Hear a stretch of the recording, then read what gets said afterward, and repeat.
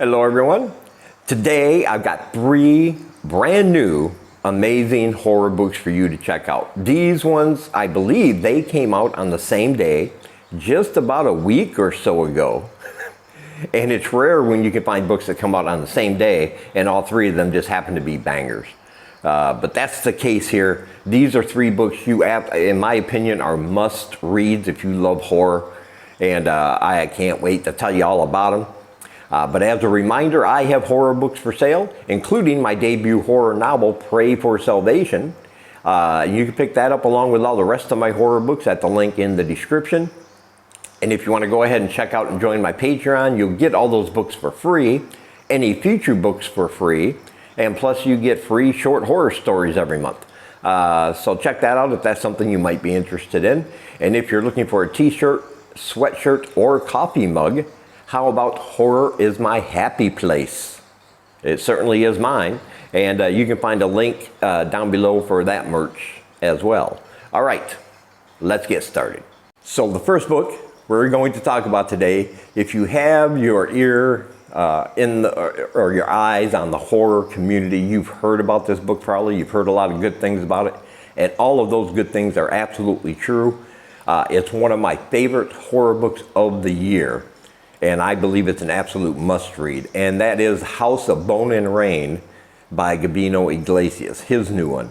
I loved Zero Saints. I loved The Devil Takes You Home. And this one is just as good as those two, in my opinion, maybe even a little bit better because he just keeps getting better in his writing.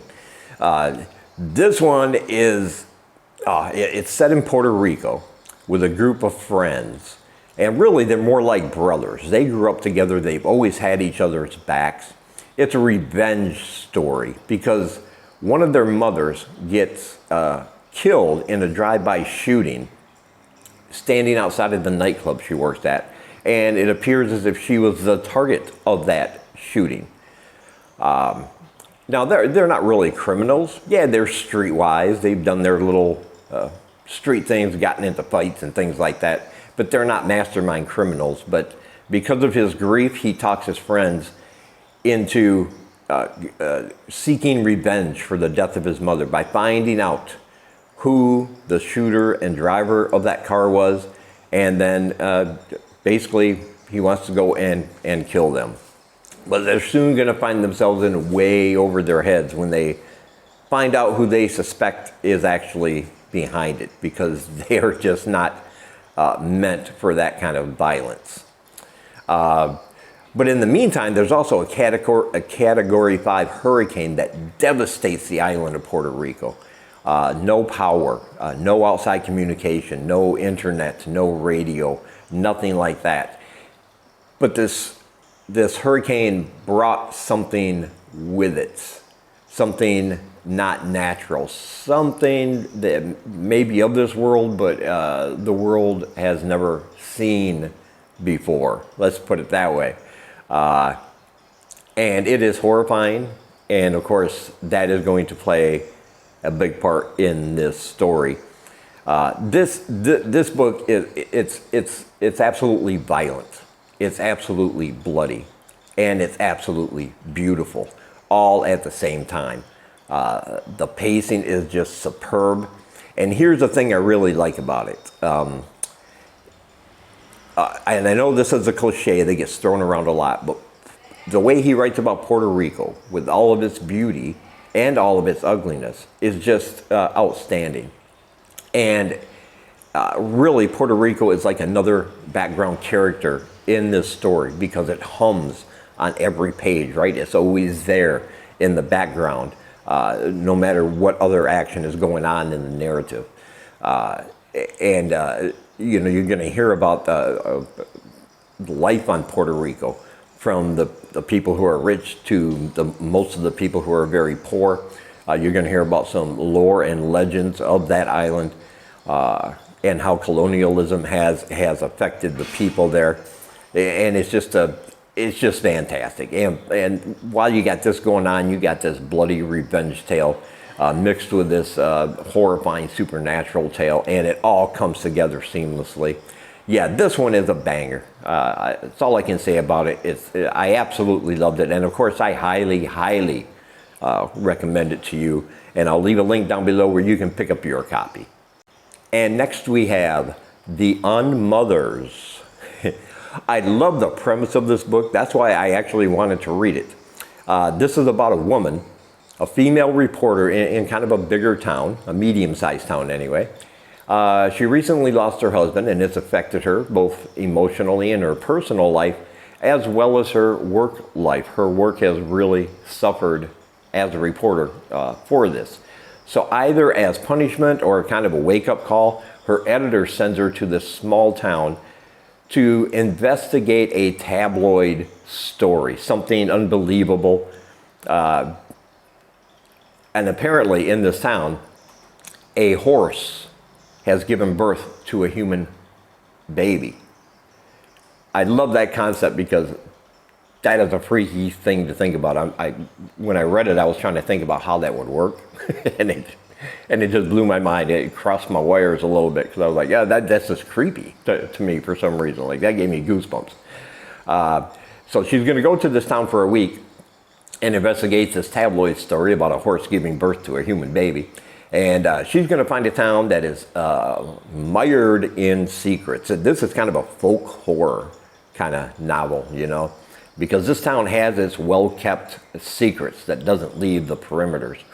But the thing about this town is that it does not like outsiders coming in and getting into their business. That's obvious from the very first interaction she has. But they also don't seem to really like each other. It's not one of those everybody loves one another kind of small towns. There's a lot of back and forth between some of these people. They don't really seem to like each other that much either. But what they really love, all of them, more than anybody else or more than anything else, are their horses. There are lots and lots of horses in this small town. And it's kind of what they're famous for. It's kind of their claim to fame. But everybody seems to care more about the horses than they do each other. But she's going to uncover the secrets behind this supposed story and uncover things that are even more terrifying because it will have a connection to that story. The things that are going on there are simply goosebump inducing. Let's put it that way. It gets creepy. It gets dark. It's a very atmospheric novel as she tries to navigate through these hostile people trying to get to the truth. But she's going to put some things together and find out that there is something much more malevolent going on in that town than just that one rumor. Yeah, it's absolutely fantastic. This is a book I loved. I got through it like in a day. I just couldn't stop reading it, you know, because I had to find out about that horse and human baby thing. And of course, I highly recommend it to you. And you can pick up your copy, of course, at the link in the description. And next we have Letters to the Purple Satin Killer. Now this is a serial killer novel. And when you're reading it, it feels and has that nuance of a true crime kind of behind the scenes kind of narrative. It's to the point where you might have to Google some of this stuff to make sure that this guy wasn't real. That's how good of a job this author did writing this book. But it is an epistolatory novel, which means we are going to explore the story from letters that people have sent to this notorious, infamous serial killer known as the Purple Satin Killer. But here's the thing about the book. We do not hear from the killer at all. We don't get inside his head. We don't get to see what he's written back to these people. We get introduced to him in the beginning so we can get an idea of the viciousness and of his crimes. But everything else are just letters that other people on the outside have written to him after his arrest, during his trial, his conviction, his incarceration, and ultimately his execution. And there's a variety of people from his mother, and you got to feel for that woman. She is obviously in denial about some of the things she talks about from his childhood, which will just creep you out when you read it.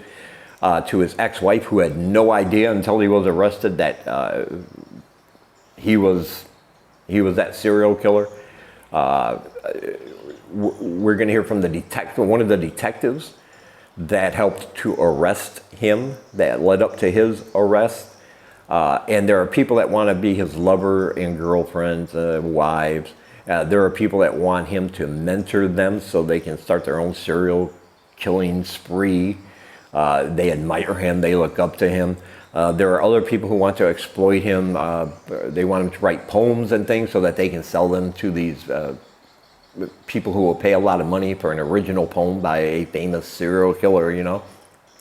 And so we're going to hear from a whole variety of people as they write these letters. And even though we don't hear from him, in subsequent responses to their initial letters, we can read between the lines, and we can kind of figure out that even behind bars, this evil, psychopathic man is still manipulating them. He is still manipulating situations and these people, and the pain he's caused when he was on the outside, he just wants to continue that on the inside because, yeah, you just have to read it to find out. But it's a very effective way to write this book without even hearing from this killer.